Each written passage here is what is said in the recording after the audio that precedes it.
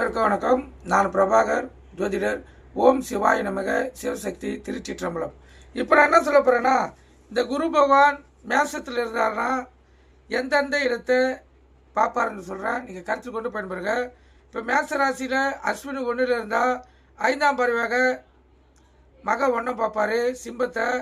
7ஆம் பறவையாக சித்திரை 3 துலா ராசியை பார்ப்பார். 9ஆம் பறவையாக மூலம் 1 தனுசு ராசியை பார்ப்பார். அஸ்வினி 2 இருந்தால் மக 2 சிம்மம், சித்திரை 4 துலாம்,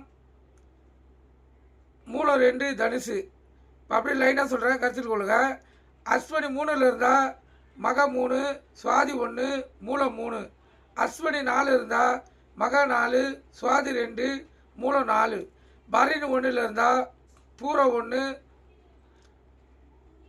சுவாதி 3 பூராட 1.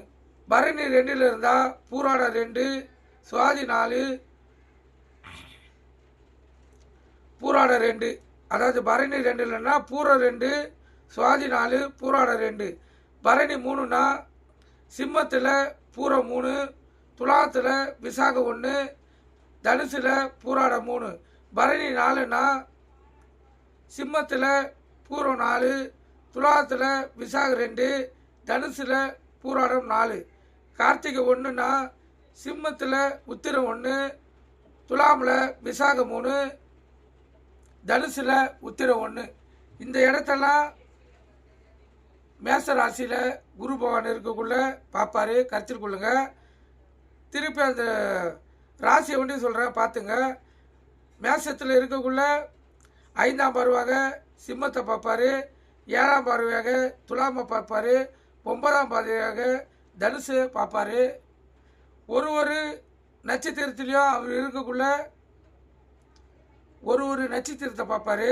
இப்போ மேசத்துலேருந்து முழு பார்வையாக 5ஆம் அதாவது 5ஆம் பார்வை, 7ஆம் பார்வை வந்து முழு பார்வை, 9ஆம் பார்வை பார்க்கக்குள்ள அஸ்வினி 1 இருக்குள்ள மக 1 தான் பார்ப்பார், கருத்தில் கொள்ளுங்க. சிம்மத்தில் அஸ்வினி 2ன்னு வரக்கூட சிம்மத்தில் மக 2 பார்ப்பார்.